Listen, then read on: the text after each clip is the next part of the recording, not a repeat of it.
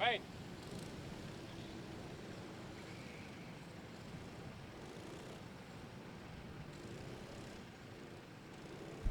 Well, they start, Ben. So the cadet Honda's lineup, they're the only class that has a standing start. The drivers line up 2 by 2. We did have a problem out on the warm-up lap for one of the drivers. Have to get a number check on that. But it's Oliver Bearman in Kart 2 on the front row with Josh McLean on the outside of row 1 for Global Karting. McLean gets a great start and cuts across the front of the poleman to take the lead into turn number 1. And the side of the track there is Arvid Lindblad. That is the Ollie Rowland Motorsport driver, and I think what must have happened, Bearman, meanwhile, what must have happened there is Bearman tried to send him at the inside of Josh McLean going into turn 3, and it was not appreciated. And did he make that move stick? No, he's now in the danger zone of losing the second place to Lucas Ellingham and Daniel Ginchard. So it's a Global Karting 1, 2, 3 at the moment. It's going to be a Global Karting 1, 2, 3, 4.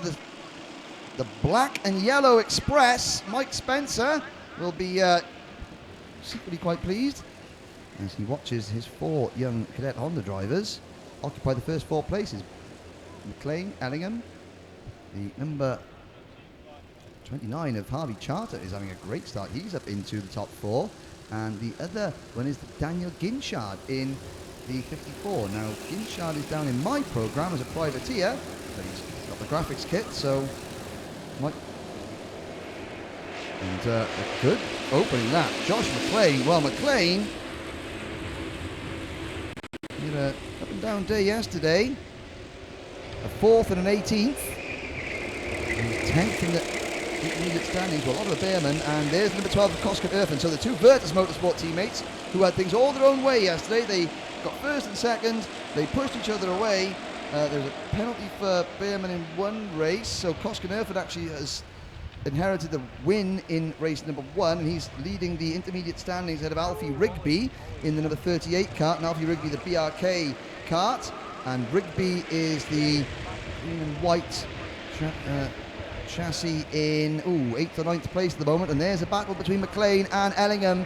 Now, are they going to play nice, or is Mike Spencer going to have to ground them for misbehaving later on? We'll see. Ginchard in 3rd. Well, McLean's lead has been reduced to nothing, and of course in Cadet Honda the slipstream effect is more marketed than any other class, and if you're out on your own you're a sitting duck. And that in 4th place is the number 95 of Sonny Smith. Now David Bellchambers, who's the Next Gen Motorsport team boss, he did say that you're going to hear a lot of this Sonny Smith, and he wasn't wrong. And certainly Bellchambers knows his driver coaching. He knows a good egg when he sees one, and Lucas Ellingham gets a warning flag, and Bearman now fighting back. So the front runners, and somebody runs a bit wide there. That was Sonny Smith, and Ellingham finds himself back in the 7th place now, ahead of Ginchard. The top 2, 4, 6, 7 have pulled away. With the number 29, you can see that he's leading the second group of karts. That is Harvey Charter with Rigby behind him. Then it's Theo McCurris, Oliver Gray, Archie Brown, Tristan Rennie, Justin Breward, and the rest. Now, poor old Arvid Lindblad is standing at the side there, the number 23, and I think what happened was he saw Dan Parker from Zipcart arrive and thought, Everything is recorded. best dash. And so he said, Dan, you've got to buy me a new Zipcart. Bearman back in front. So, Oliver Bearman. And somebody runs a bit wide on the banking there, and that was Bearman who ran wide, or was forced wide. Didn't quite see, the camera angle wasn't that great, but he certainly decided to scarper up the banking. And that has changed the running order considerably. Oliver Greenall, who wasn't even in the top 7 a minute ago, he's now popped up into 2nd place. Greenall, down as a privateer driver of the Project 1 chassis. again, it's really good to see some of the privateers, or however they're classed as privateers. They've got privateer on their entry form, so I can only assume they are. They can compete against the teams like Virtus Motorsport, Global Karting, and you've got teams in cadet racing, and yet you work really hard. If you and your mum and your dad, or your brother, or your uncle, or aunt, or something like that, you can compete at the highest level, as Oliver Greenall is showing. Now, I have to say, Mr. Lindblad would do well to move himself back into the marshal post. He really standing outside. I know you get a better view, but you'll get a really good view if somebody spears off and wipes you out.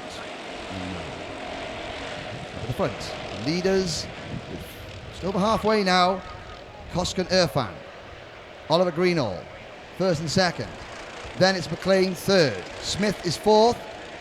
Make that about to be third as he sticks his nose at the inside, going into the Fullerton S's and takes third place away. Greenall passes Irfan. Smith now third into the Mike Wilson complex. In fact, yeah, it's Greenall, that first red and white liveried cart in your picture, chasing very bright number 12 of new race leader Koskan Irfan. Smith pushing them along. You can see that's what I mean by slipstream in drafting. You can see Sonny Smith was just pushing. 12 wheels working together, faster than 4 wheels working on their own. Behrman now with a new fastest lap, 68.07 from Oliver Behrman. And he now moves back into the top 4, make that the top 3, as we have a new leader, Oliver Greenall.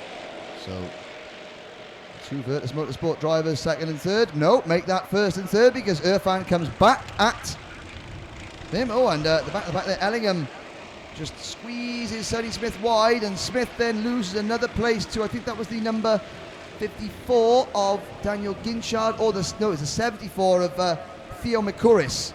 So Theo McCouris, another privateer driver from Flitwick, who qualified on the front row of the grid yesterday. He was pole position yesterday. He's third in the intermediate standings, and he's staying in the top 8 now. Oliver Gray in the number 63 is there, and Sonny Smith has dropped all the way back to 11th place. So we got some muck on his tyres, and he's fallen back. But you say 11th place is terrible. Well, look at the field coming through the banking there on your screens. There's 15 karts in the same picture frame. We've got 2.5 minutes to go, and that's a long time in cadet Honda racing, especially at Kart Masters. Sandro Ballesteros has retired as Oliver Behrman takes the lead. So Sandro Ballesteros in the number 19 kart, the Project 1 driver from Rochdale, he is out of the race. And Sandro he was 27th in this race last year.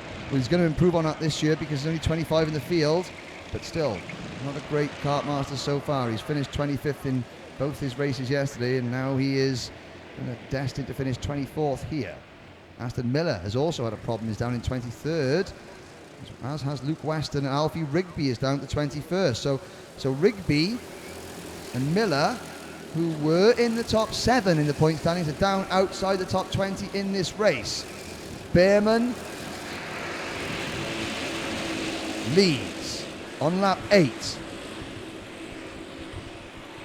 As you can see on your screens, behind the banking, the skies are darkening. There's sunshine over the circuit. Don't think it's going to be a case of if we get any rain. It's going to be a case of when the rain arrives, who will be on track, how heavy will it be, and how quickly will it dry, because this circuit does dry quickly.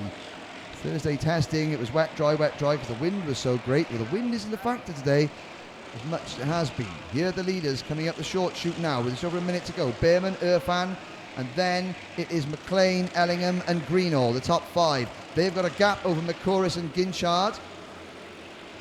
And it's just as you were yesterday, with Behrman leading, being pushed along by his teammate Irfan.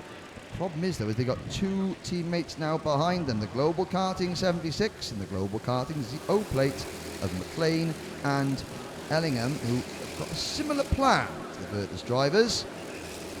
Greenall in 5th position. Then it is McCurris, 30 seconds to go. Next time around they'll get their last lap board. And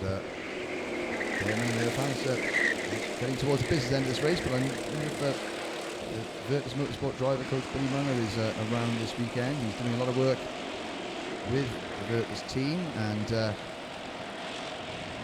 despite his injuries, he's back in the crust, probably planning his racing comeback, and especially adapted car. And if Billy's watching at home, and I'm sure everyone in the paddock still wishes you well and is very pleased that you're back involved in racing, and can't wait to see you back in a race at the very highest level very soon.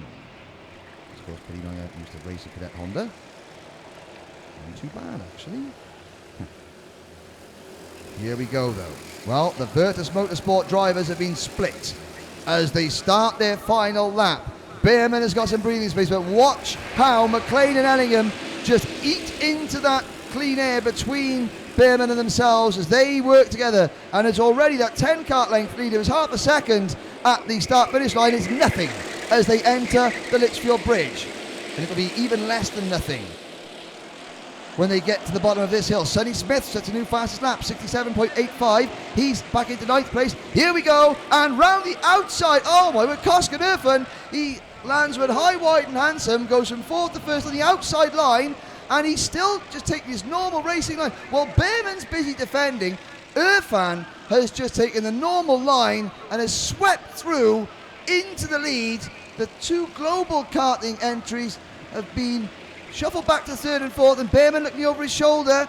I think Oliver Behrman has decided that thou shalt not pass, Mr. McLean. Ellingham in 4th, Greenall, but Koskan Irfan, well, he's one of the drivers doing double duty this weekend, and he has just taken his 2nd win of the weekend in Cadet Honda. And oh, this kart's flying across the line 2 and 3 wide as they finish the race.